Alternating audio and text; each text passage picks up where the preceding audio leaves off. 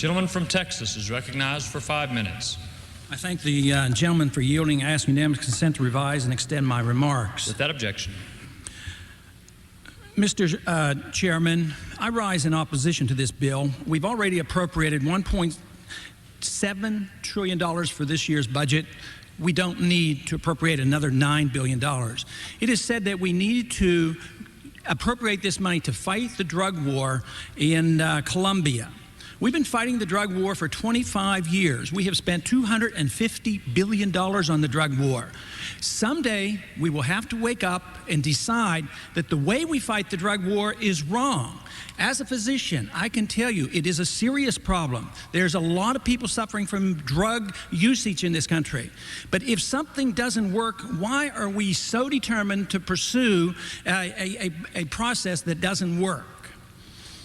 Quite frankly, I'm not sure the real reason why we're in Colombia has anything to do with drugs. I do concede a lot of individuals will be voting for this bill because of the belief that it might help. But it won't help, so we should reconsider it and think about the real reasons why we might be there.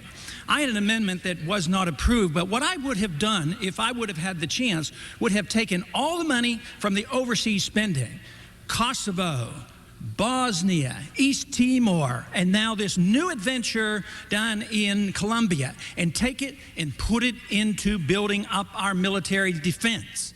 That's what we need. We need better salaries, better medical care, and we need better housing. But here we go, spreading ourselves thinly again around the world, taking on a new adventure, which will surely lead to trouble, plus a lot of expenses. You know, we've talked a little bit about helicopters going down there. And there's one, I guess, cynical hope about what might happen here. Because too often when we get involved, we were going to go into Bosnia for 6 months. We've been there 5 years. We were going to go to Kosovo for a short period of time. It's open-ended. We're in East Timor, and we will soon be in Colombia. But there was one time where we backed away. We literally surrendered and ran with our tail between our legs because we sent our helicopters, and that had to do with Somalia. We sent our Black Hawk helicopters in there. We had 2 of them shot down in Mogadishu, had 2 others damaged that crash landed when they returned to the base. Within a couple weeks, we were out of there. We did not send our Black Hawk helicopters into Kosovo because they'd be shot down. It's not a good weapon. It's a good weapon to get us further involved. Who's going to fly the Black Hawk helicopters? You think the Colombians are going to fly them? You can bet your bottom dollar we're going to have American pilots down there, very much involved in training and in getting in much deeper involvement than we ever should be. So I think that, unfortunately, this could end up into a real mess. Maybe then we'd have enough sense to leave. But we in the Congress ought to have enough sense not to go down there. This money can be better spent on national defense. We should be concerned about national security. When we get ourselves involved, whether it's the Persian Gulf or Bosnia or wherever, all we do is build up our enemies and expose ourselves more to terrorist attacks because we're not doing it in the name of security. Under the Constitution, we should have a strong national defense and we should provide for national security. Going into Colombia has nothing to do with national security. Even those who build helicopters are pretty blunt. When one lobbyist said, it's business for us and we are as aggressive as anybody, I'm just trying to sell helicopters. What about the oil companies who support this war?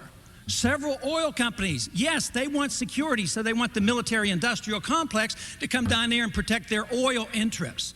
So the oil interests are very supportive of this war, as well as the helicopter companies. But the American people, if they were asked, they would decline. A recent poll by Zogby showed that essentially 70% of the American people answer no to this particular question. Should the U.S. help defend militarily such and such country, even though it could cost American soldiers their lives? It varied depending on which country, but basically 65 to 75% of the American people say no. And can anybody come to this floor and absolutely assure us that we're not going to lose American lives in Colombia? We're certainly committing ourselves to huge numbers of dollars that we don't have, dollars that if we wanted to and needed to could come out of the $1.7 trillion budget we already have. So I would suggest to my colleagues, let's reassess this. It's not really a war on drugs. The war on drugs, by trying to produce an interdiction, doesn't work. It hasn't worked. It's not going to work. It's always an excuse. It's an excuse for our military interventionism around the world. And I ask for a no vote. Time of the gentleman expired. Gentleman from Wisconsin.